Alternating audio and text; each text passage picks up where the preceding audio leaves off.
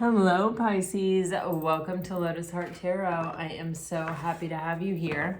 We're going to dive straight into your reading today. If you're new to this channel, welcome, welcome. These are general readings, so take what resonates and leave the rest.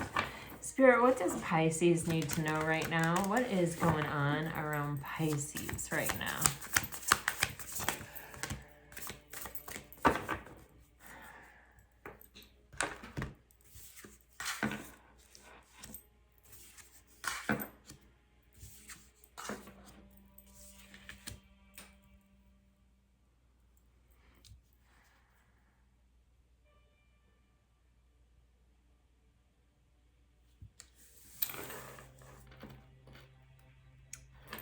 All right, Pisces, you have this shining through on the bottom of the deck. You have quieting the mind, awakening the genius, birds of a feather, the rose's kiss, and a deep breath.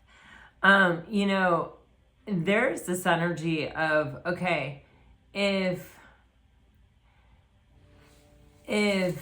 I am trying to manifest something, and in the back of my mind, I'm telling myself, well, I don't know how that would work out. Well, I don't know how that would happen. Well, yeah, this is what I want to happen, but I don't know if it will. And what if it doesn't? If it doesn't, I'm screwed because then I can't pay my rent or, whatever.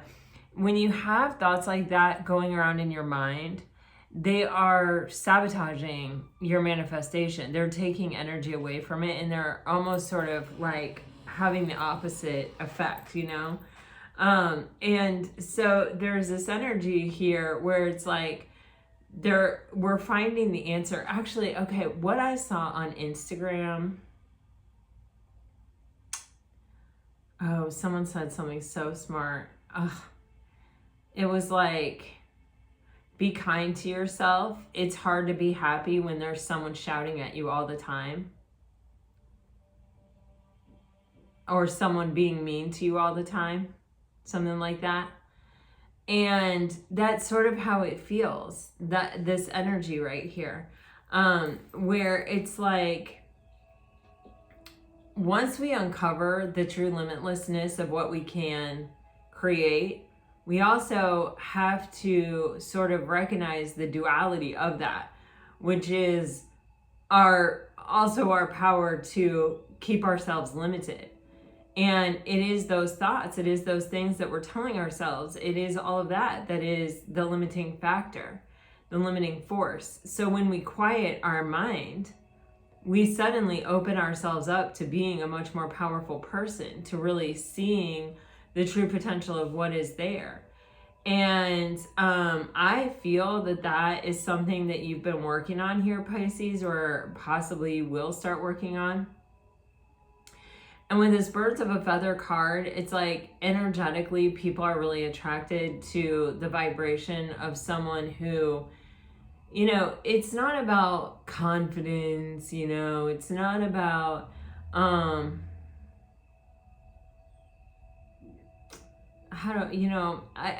I don't even know how to say it, but it's this energy of, I know who I am, I know what I'm capable of, I am living in my authenticity, I'm living my truest sense of my life. And it's like attracting other souls that are in that same energy. I don't know how else to say it, but it feels really good. And it feels like among these birds, some type of sharing, some type of,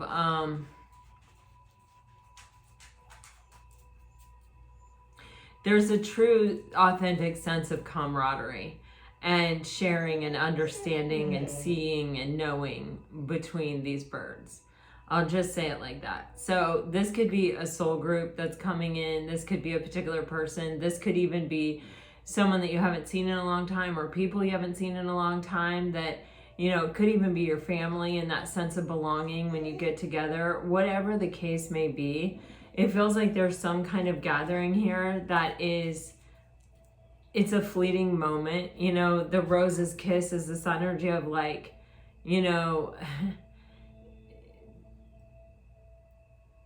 it's only here for a portion of a season.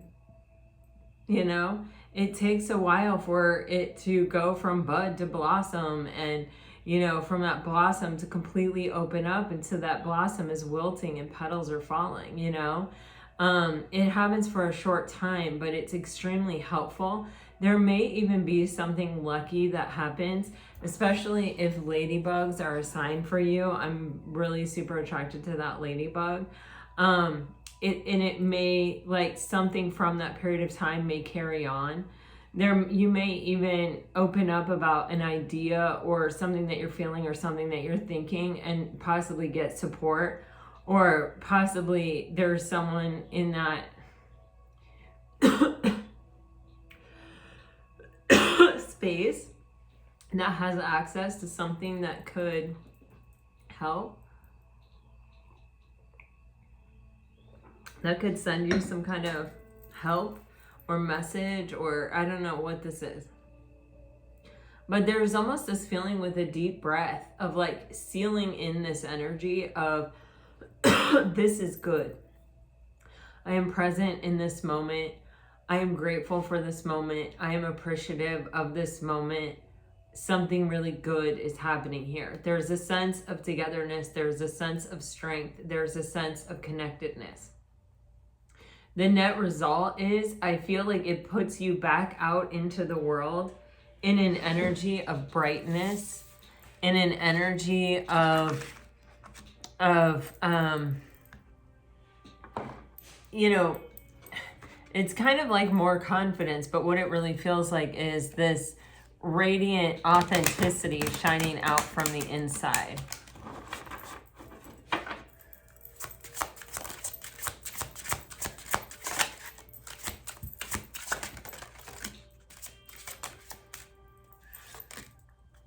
This one wants to be seen. It says, know that you are protected as you face challenges, but remain cautious. Okay. Guys, what is this energy? Your angels are guiding and protecting you on your spiritual journey. Guys, what is this? Okay, you have this beware energy here. Be careful who you trust at this time. It's interesting. So what I feel is there may be some kind of situation where you're sort of out there doing your thing, trying to figure it out, trying to figure out where it's kind of safe to step or who you can really trust, or I'm not really sure. It feels like you're kind of going out on a limb and you're aware of how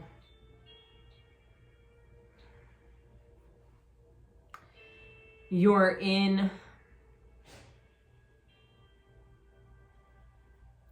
I don't want to say like uncharted territory, but you know, it feels like you're out on a limb. You're just in a vulnerable position in a bit of a way.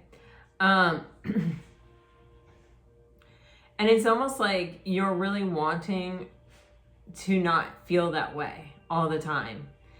And so you may even be like looking for a particular partner or wanting to some kind of relationship, asking, manifesting it, because there's this feeling of vulnerability in this, like being on your own or trying to achieve what it is you're trying to achieve, or sort of like taking the next step. Sometimes it's like if you had a partner, there would be this sense that at least there's one person that I can trust, or one person that, you know, I know will steady me if the branch starts to sway a lot. But I feel like there's some kind of sense here with this original energy that either, you know, some of you, it's like you may have a different group of friends or an old group of friends, or you may go home, or you may travel to see family, or for some of you, it's even a spiritual thing where you remember that you have an entire spirit team. We all do. We have angels, we have spirit guides, we have birth angel. We're always surrounded with benevolent spirits ready to help us and intercede on our behalf if only we ask them. You know, a lot of times we don't ask them. We don't talk to them. We don't foster that relationship.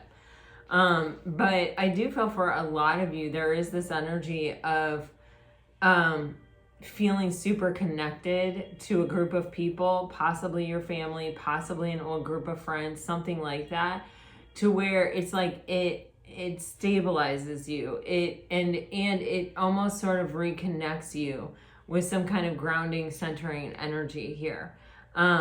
Which literally could be your angelic team, like I say, or, you know, some group that you are a part of here in the material world. But it's kind of like you have support, or you have somebody that you can put your faith in.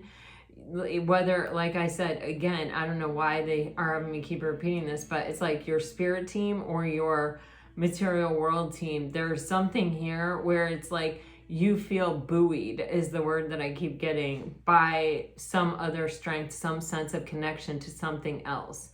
And it's giving you the courage to continue on this kind of journey, even if kind of the path in front of you isn't clear, or it doesn't necessarily feel, you know, it's like you're being encouraged to continue to put yourself out there, or to go beyond where it necessarily feels comfortable, and sort of know that you know, people got you, you know what I mean? Either your spirit team or actual literal people around you. I feel like your wish is being granted. That's how I feel. I feel like there is someone coming in here. It is a matter of divine timing, but your prayers are being heard. Like, you are not nearly as alone as you think you are, or sometimes feel you are, is kind of the energy.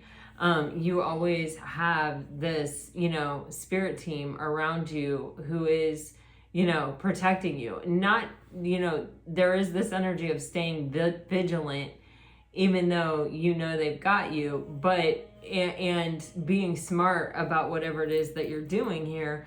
But it is also just this really beautiful reminder that, you know, you are really loved, and you do have, regardless of how it may seem or feel sometimes, you do have, you know, a support system.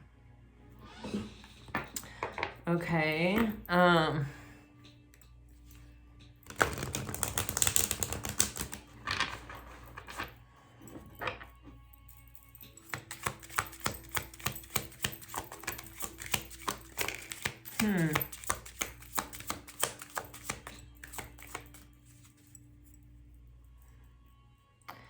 Yeah, it's like you're looking for someone to rely on. You're looking for someone that you can really count on to show up for you here. And, you know, I feel like there is it's like normally there, or you may find yourself a lot of times in relationships that sort of become overwhelming. You know, especially with this chaser energy, it's kind of like, if this is going to be working out, it's going to be because I gave everything to it. You know, it's going to be because I relentlessly pursued it, or it feels like the complete onus of the thing relies on you.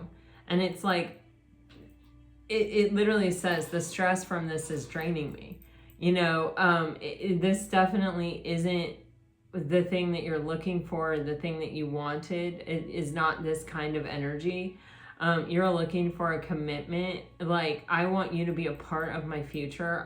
You know, being able to feel that way about someone and have them feel that way about you, and just commit to it, you know, to just, you know, feel, I just keep getting like supported, feel like understood, seen, heard, all of those things. You know, you want a relationship in the sense of, you know, equality and reciprocity, not, okay, let me stand here and prevent this tower from falling apart all the time kind of energy. There's an exhaustion, a heaviness and an exhaustion. Something's coming in. It's coming in divine timing. So let's dive into the tarot.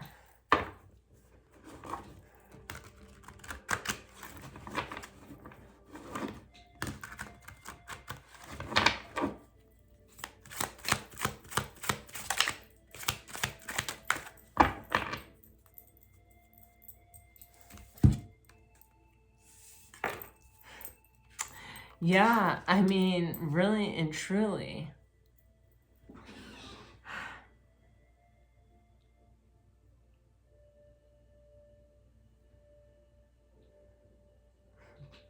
I feel like these cards all say what I just said, literally. You know, I mean, I feel like the Six of Cups, it's like this person with their spirit team, you know, really talking about balance and really talking about, you know, having a spiritual soulmate who, you know, where even the connection between you is balanced, like body, mind, and spirit, you know, where you feel this true connection of, you know, souls intellectually and physically. With the Knight of Wands in reverse, it's like I am not going for, I'm no longer willing to like jump through someone else's hoops in order to be in a connection or in a relationship. It's too exhausting.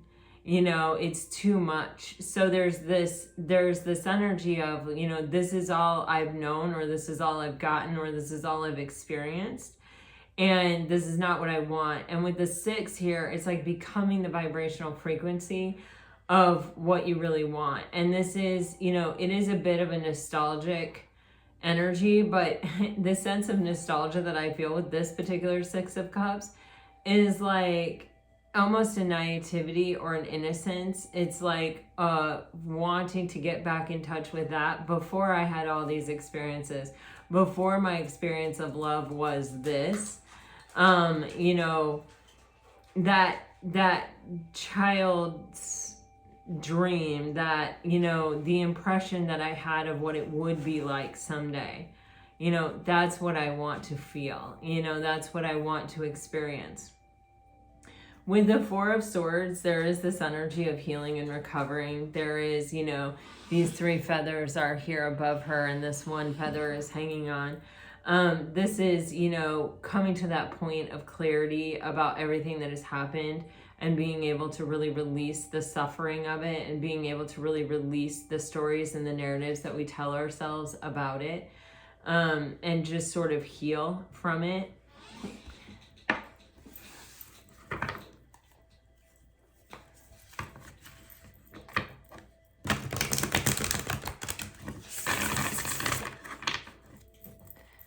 Six of Cups for Pisces.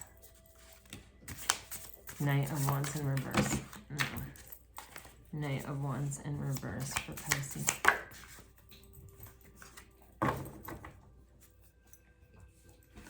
Wow, so you guys are getting the King of Roses and the 8 of Gems. Man, oh man, oh man. And with the Knight of Wands in reverse, the 2 of Shells. So you're getting the King of Wands with the 8 of Pentacles. This is all about mastery. This is all about mastering our desire, being able to go out and get what it is that we want, working on ourselves to the point where, you know, sometimes our desire to be loved and our desire to be in a connection and our desire not to be alone are the things that motivate us to be in a relationship. And those desires are not necessarily the best desires if what you're really looking for is commitment. You know what I'm saying? Because your desire to not be alone can supersede your intuition showing you the red flag of why this person isn't maybe necessarily going to be that person for you. And it can put you through unnecessary suffering. But I mean, you know, every experience is an experience. So, you know, there is an upside to everything, honestly. But this is about saying, you know what, I want to be in control of my desires. I don't want my desires to be in control of me. I don't want to feel so crappy about myself that I feel like I have to be with someone else in order to be validated, in order to be worthy, in order to show the world that I am lovable or that I'm capable of connecting with another person. Like, that's all bullshit. You know what I mean? So there's this energy of like working on myself till I'm in a place where my desires don't own me. My desires are my desires because I have reached a level of self-mastery with myself that I already know all of these things about me. This is the cherry on top of my sundae, not my entire sundae. with the Knight of Wands in reverse with the Two of Cups clarifying it, that's pretty self-explanatory. It's like, I want something that is a healthy relationship, that is spiritual, that is a soulmate, that, you know, that is reciprocal, that is healthy and healing and beautiful, and beneficial for both people. On the bottom of the deck, you also have the Queen of Roses. And so we do have our first divine pair here. This is the experience of unconditional love. Okay, let me get this deck. What can you tell me about this, please, Spirit? What can you tell me?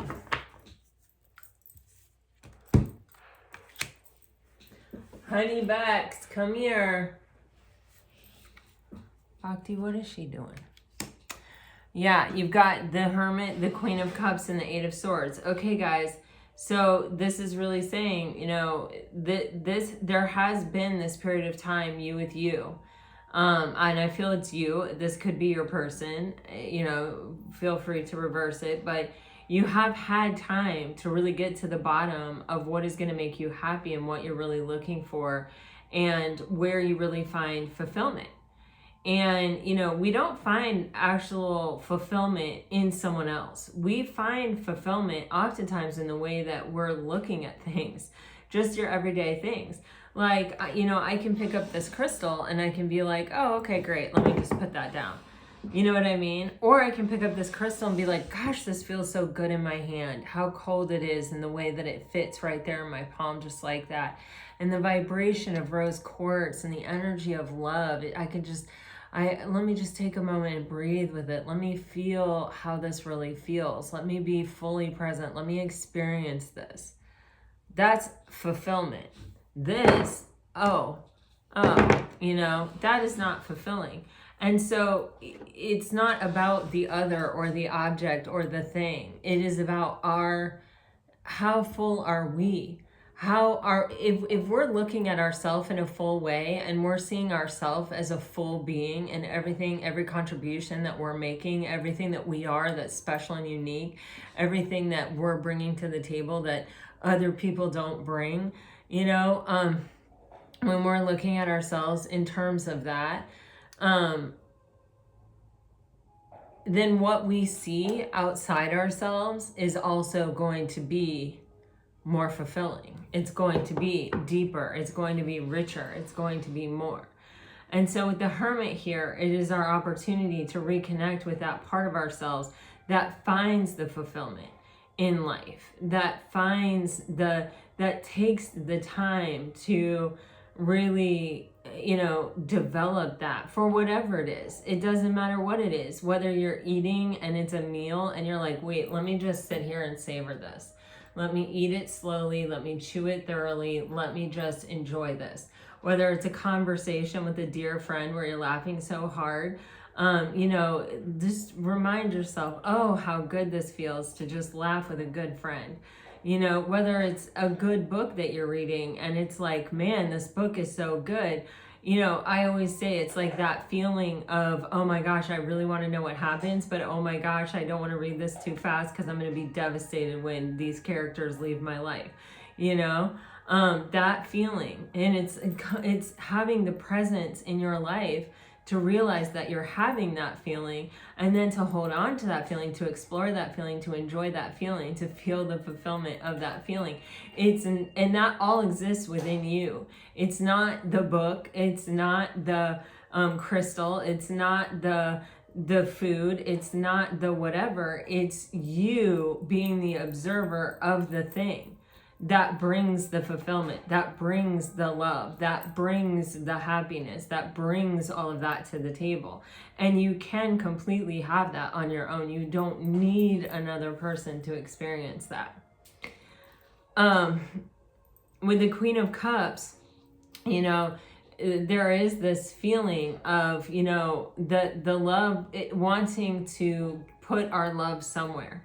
You know, we have this love, we have this desire to love, we have this desire to be loved, we have this desire to be in a connection, we have this desire to have this exchange with another person.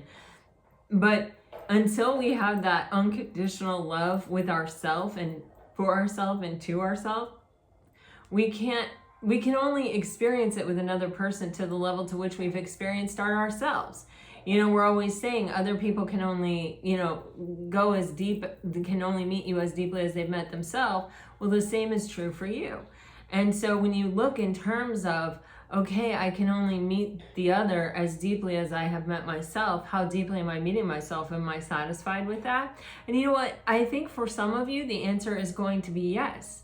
I think for some of you, with the Hermit and the King of Wands here, and the Eight of Pentacles, there is this sense of, okay, I have done it. Okay, I have arrived. Okay, if I could meet someone as deeply as I've met myself, I can't imagine how beautiful the rest of my life would be.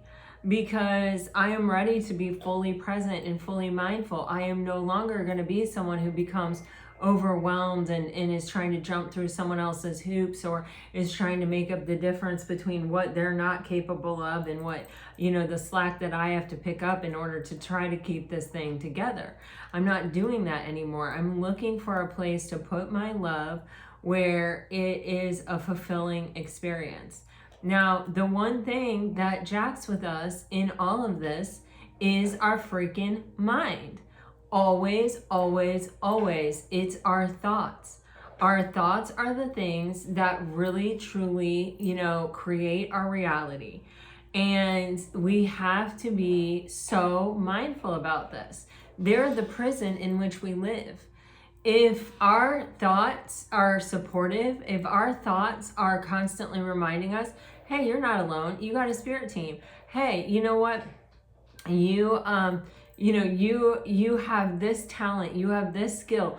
I really like this about you. What if you walked in a room and you said to yourself, you can be really fun when you meet people. And, you always make people laugh. And I enjoy being you in a room full of strangers. You know what I'm saying? What if you were telling yourself that instead of, God, I hate doing this. I'm so anxious. I always say something stupid. I always, am afraid that I'm going to say the wrong thing to the wrong person. What happens if we change that narrative? What happens if we take the lid off this cage? What happens? What happens if we stop with our limiting beliefs and stop telling ourselves, all these things that maybe other people have told us, or a mistake that we made once that we're holding on to forever and reminding ourselves and chastising ourselves about? I'm just putting it out there. All right, guys, let's clarify. It's like there's this opportunity to really get right with yourself here, because there's definitely something coming in divine timing. And, sometimes divine timing has to do with our own mindset, has to do with, the way that we are seeing things and feeling about things, especially ourselves. Okay, so the Hermit is being clarified by the Hierophant. So this time alone is leading to some type of spiritual awakening. It is leading to some kind of, an awakening, some kind of spiritual advancement. And with the Queen of Cups being clarified by the Empress and the Three of Roses, this is, living that full life. The Empress is abundant for sure, but the Empress is also someone who could sit in the midst of her abundance and not even see it. Do you know what I mean? We all have that power, that we all have that capacity. Because sometimes if we don't have what we think we want, then nothing else matters. Then everything else that we have, who cares? Because if I don't have someone to share it with, or I'm alone, or I'm lonely, or something like that, it's like, and then it has no meaning, it has no value. Well, if that is the way we're going to think about it, then the universe says, okay, you don't want more abundance. You know what I mean? If you're not grateful and appreciative for what you have, if you're not looking at it and seeing it so clearly that, like, wow, you are abundant. Wow, you do have this, this, this, this, and this. Then the universe is like, oh, okay, you're seeing that as poverty because you don't have the one thing that you want. Well, we will give you poverty. Okay, there you have it. You see what I'm saying? So the fulfillment, the love, all of that stuff, it all comes from within you. You know how they call it an object of your desire. It's an object. I don't want to objectify people. I don't want to contribute to that nonsense. But what I'm saying is it is within us and our own perspective and the way that we're viewing it and the way that we're treating it and the way that we're talking to ourselves about it and the thoughts that we have about it. You have the Ace of Shells here. You definitely do have some kind of new love coming in, Pisces. And it feels to me like there is some kind of energy of, you know, this time that you have had where you may have been alone or where you may have experienced some kind of period of time where you spent more time by yourself. It's almost telling me you were never really alone. You were always had this spirit team.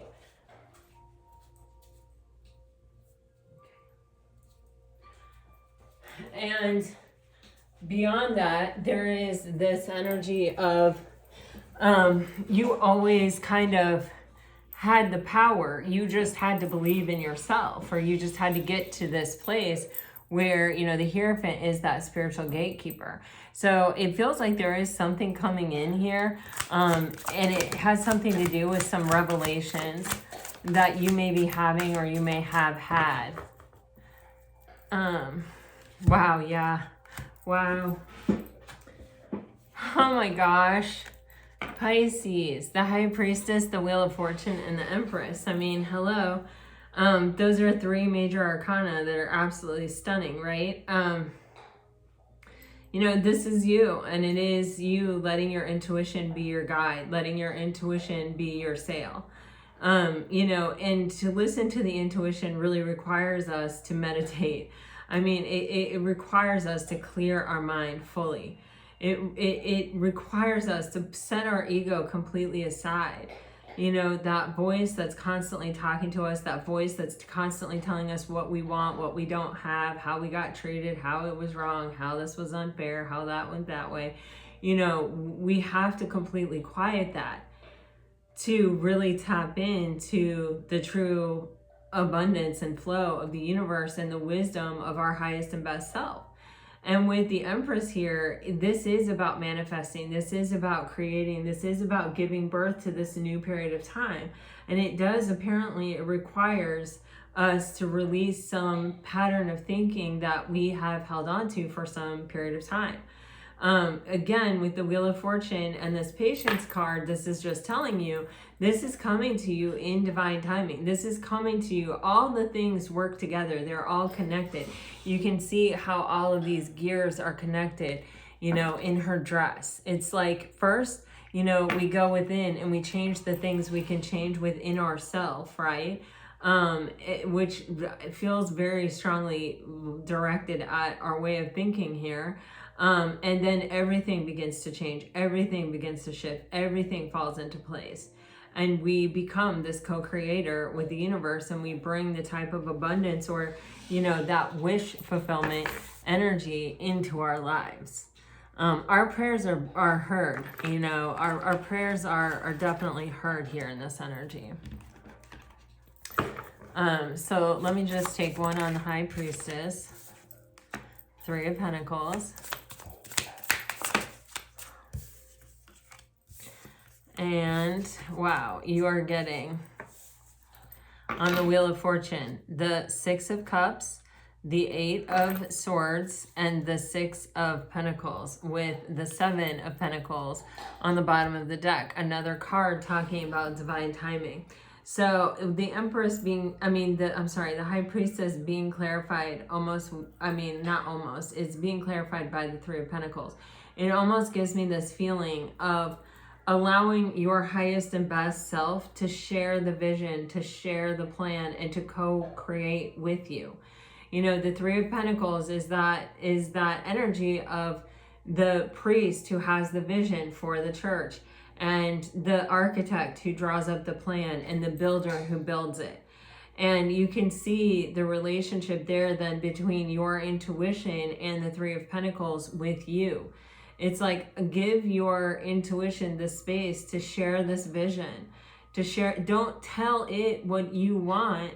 let it show you what is possible, and let it show you the way to the architect and the carpenter. You know what I'm saying? Okay. And so, and then you have this energy of the Wheel of Fortune being clarified by a very, very balanced energy, 2 6s and an 8. It is really talking about the interconnectedness of things and the balance between things. Between our thoughts and what then happens, between as within, so without, like into itself, attracts like, all those laws of the universe. It's all very much based on balance. And with the 6 of Cups here, there is that energy of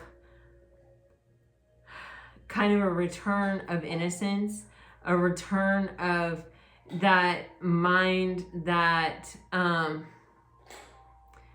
hadn't been hurt, hadn't become skeptical, hadn't become wounded, hadn't become jaded, hadn't seen, the shadowy side of life yet. With the 8 of Swords, it seems that, experiences, things people have said, interactions we've had with ourselves, a way of thinking that we have come to rest upon. This is something that has, it's like preventing the balance. It's preventing the harmony. It's preventing from those gears from touching and moving in synchrony. With the 6 of Pentacles, this a lot of times for me is this energy of, spirit balancing out for karma. So there's almost this feeling with the 6 of Cups and the 6 of Pentacles with that 8 of Swords in between. It's like, if I were to give and give and give, if I were to give unconditional love and then get hurt in return, and then tell myself, well, I'm not going to give unconditional love again because when I did, I got hurt and it hurt really bad, and I could never recover from that, or I don't want to ever have to recover from that again, or I don't want to experience that type of suffering again. So I tell myself things to sort of keep me safe, but it's also keeping me trapped. It's also keeping me from having what I want, because I can't take a risk, and my thoughts will never allow my frequency to align with what I want and therefore attract it, because my thoughts are always going to tell me they're always going to remind me about those shadowy experiences, or about the kind of like the darkness that came from that one time way back when I tried it. You know what I'm saying? And so there's this energy of, we are not the ones who get revenge. We are not the ones who avenge the wrongs that have been done to us. And anytime we try, we will not really succeed. I mean, not really. Or that's how I feel. But the thing about this is like, when things are not fair, or when we leave something, right, and it feels like some injustice has happened to us that hasn't been righted, or that, we've never gotten this apology, or we have never, had this made right. We've never been made whole after we were injured, and so we have this thought pattern that we keep revisiting, like, well, yeah, but that one time that I did it, or, yeah, but, you can get really hurt if you do that, or, yeah, but, whatever. That isn't a frequential match. And so what we have to do to release that burden, to release that way of thinking, is to say, it is not mine to balance out, it is the universe's. And I trust that the universe will balance it out with the 6 of Pentacles. And so I can let it go. I don't have to hold on to it. I don't have to keep revisiting it in my thoughts. In fact, it's not helping me. It's not in any way helping me. It is actually preventing me from being the frequential match to what I actually am trying to draw in, or what I actually, am seeking, for one thing. And for another thing, this moment where I could be manifesting, where I could be, working to bring this towards me, I am not, because I am still telling myself this narrative of when it didn't work out. And then my outside world is a reflection of that inside world, where I'm telling myself like all of these negative things and reminding myself of these things, or being hard on myself for not already having something that I think I should already have. It's a self-fulfilling prophecy. So in order to balance this out, in order to allow the universe to restore the karma and to balance the situation out for you, you have to let go of the thoughts. That's what it's telling me. And then everything will start to move. With the 7 of Pentacles here, it's divine timing. We don't get the fruit the same day we plant the seed. So it's not something we can do once and then return to those same thoughts. No, we have to fully let them go. And trust. And just wait and trust. Okay. So Pisces.